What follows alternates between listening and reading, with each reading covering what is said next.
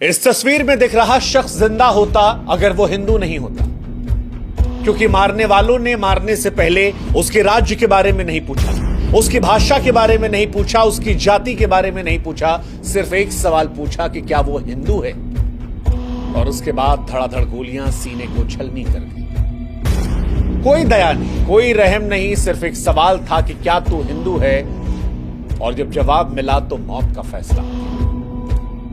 जम्मू कश्मीर के पहलगाम में मंगलवार दोपहर करीब 3 बजे जो कुछ हुआ उसने इंसानियत को तार तार कर दिया, मानवता को शर्मसार कर दिया, भारत की एकता को लेकर सवाल खड़ा कर दिया, गंगा जमुनी तहजीब पर एक बड़ा सा क्वेश्चन मार्क खड़ा कर दिया। कश्मीर में 26 लोगों की मौत की पुष्टि हो गई है और यह आंकड़ा और बढ़ सकता है, लेकिन ये 26 लोगों की मौत किस तरह हुई है अगर ये आप जानेंगे तो यकीन मानिए आपकी रूह कांप जाएगी, इंसानियत से आपका विश्वास उठ जाएगा। गोली चलाने वाले टूरिस्टों के पास जाते हैं और उनसे कहते हैं कि अपनी पैंट को उतारो। वो देखना चाह रहे थे कि ये हिंदू है या मुसलमान, और जब कंफर्म हो गया तब गोली मार दी, पैंट उतरवा कर गोली मार दी गई। भारत में अक्सर हम गंगा जमुनी तहजीब की बात करते हैं, ये कहते हैं कि मजहब नहीं सिखाता हमें आपस में बैर रखना, लेकिन आज इस देश में बहुत सारे लोग ऐसे हैं जो ये सवाल पूछ रहे हैं कि गोली मारने वाले अगर किसी मजहब से नहीं थे तो मजहब पूछे गोली क्यों मारी। और बड़ा अफसोस हो रहा है हमें आज ये सवाल कहते हुए, क्योंकि जो ये सवाल पूछ रहे हैं उनकी बात को भी हम पूरी तरह नकार नहीं पा रहे। चंद रोज पहले हम कश्मीर के अंदर थे और हजारों लोगों से मिल रहे थे, बेशुमार मोहब्बत हमें भी मिली थी, लेकिन उसी कश्मीर में वो लोग भी हैं जो मजहब, जो धर्म देखकर लोगों को कत्ल कर रहे हैं। और इसी वजह से आज बड़े अफसोस से हम कह रहे हैं कि इस सवाल को हम चाह कर भी नकार नहीं पाए, क्योंकि जिन्हें मारा गया उनके साथ कोई बहस नहीं हुई, कोई सवाल नहीं पूछा गया, इंसानियत को नहीं देखा गया। और इसीलिए हम बड़े अफसोस से कह रहे हैं कि यह हत्या नहीं, ऐलान था, ऐलान था कश्मीर में हिंदू होने का, कि अगर आप हिंदू हैं तो कश्मीर में यह जुर्म है। ना जाति पूछी गई, ना भाषा पूछी गई, ना राज्य पूछा गया, सिर्फ एक सवाल, तू हिंदू है, मौत की घाट उतार। इसे आप टारगेटेड किलिंग से आगे बढ़ाकर सुनियोजित नरसंहार की संज्ञा दे सकते हैं। मंजुनाथ राव, कर्नाटक का एक परिवार जो यहां पहुंचा था, उसमें मंजुनाथ राव जो है वो अपनी पत्नी पल्लवी और बेटे के साथ कश्मीर देखने पहुंचे थे। हम सबकी नजर में कश्मीर भारत का ताज है, कश्मीर वो स्थान है जो दुनिया में जन्नत की निगाहों से देखा जाता है, और शायद ये परिवार भी जन्नत देखने पहुंचा था। मगर इसे एहसास नहीं था कि हिंदू होकर जन्नत देखने जाना उसकी जिंदगी पर भारी पड़ सकता है।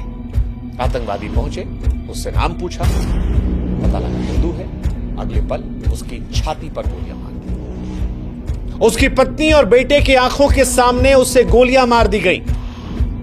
पत्नी चीखती रही, चिल्लाती रही, यह कहती रही कि तुमने मेरे पति को मार डाला है, मुझे भी मार डालो। इसके बाद जवाब आता है कि नहीं, तुझे जिंदा रहना है, जा मोदी को बता दे। शब्द नहीं मेरे पास, शब्द नहीं है, आत्मा चीत्कार कर रही है। हम इस देश में दिन रात संविधान की दुहाई देते हैं। संविधान कहता है कि हम सब एक हैं, बराबर हैं, मगर आतंकवादियों का संविधान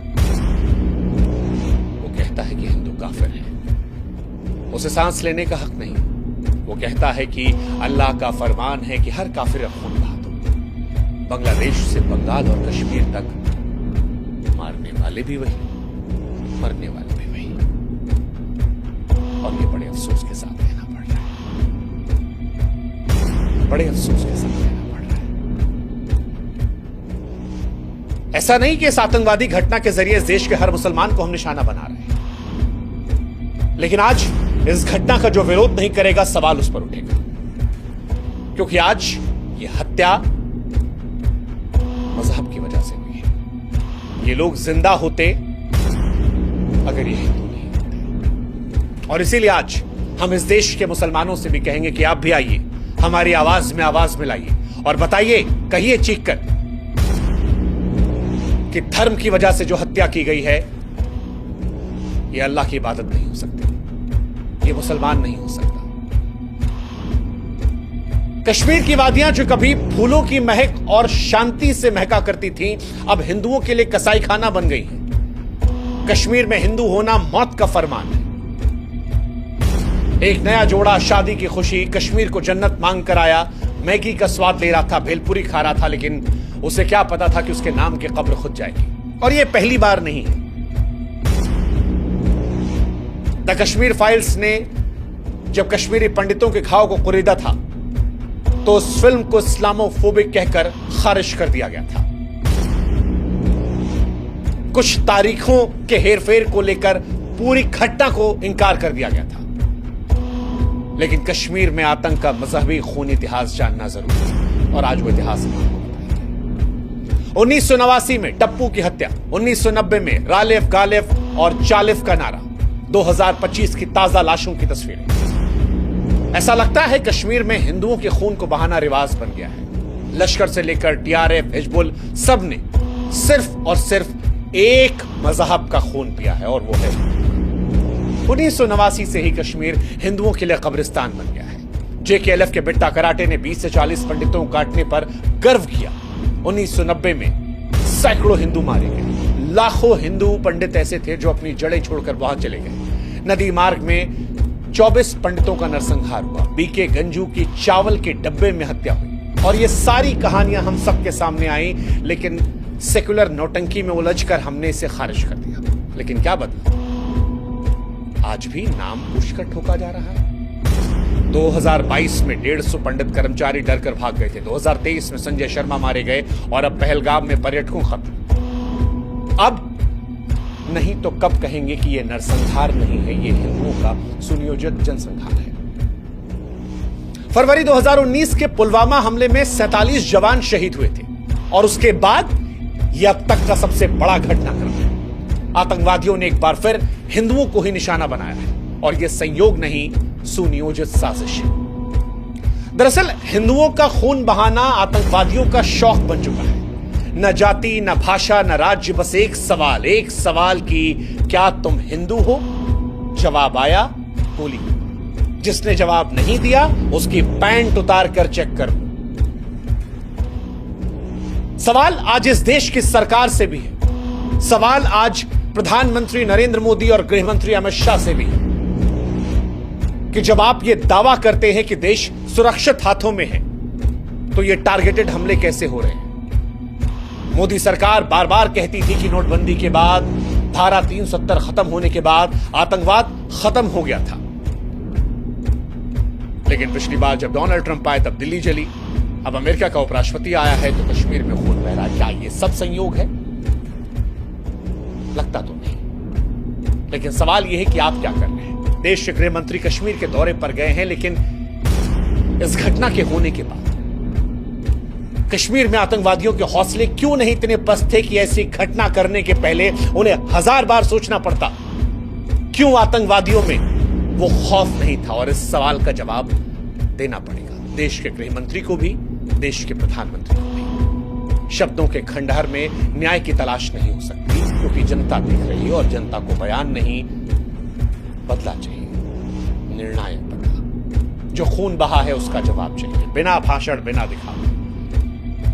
कश्मीर में अगर हिंदू होना गुनाह बन गया है, तो फिर सरकार की खामोशी पर सवाल उठेगा,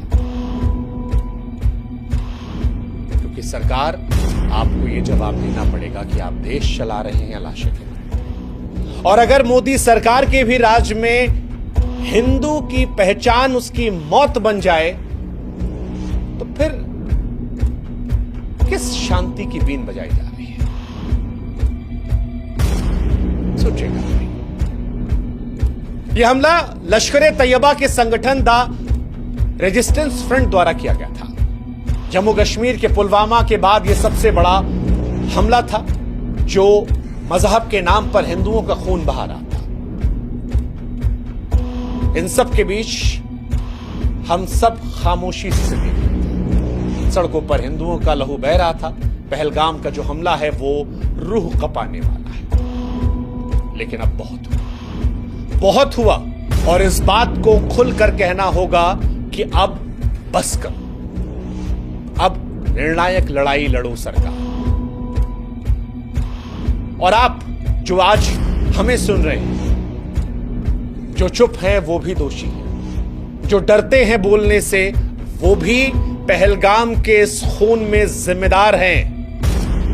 जो लोग आतंकवादियों की भाषा को विरोध समझते हैं, वक्त आ गया है कि उन्हें भी देशद्रोहियों की कोटि में डाला जाए। अब या तो बोलो और या इस बात का एहसास रखो कि आपकी चुप्पी का बोझ आपके बच्चों की लाशों को उठाने पर भी मजबूर कर सकता है।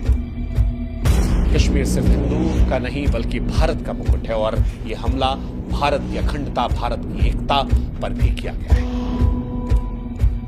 अब इस मुकुट पर खून के छींटे और बर्दाश्त नहीं, क्योंकि आतंकवाद एक ऐसा सांप है जो पूरी दुनिया को निगल जाएगा और उसे कुचलना जाना जरूरी है।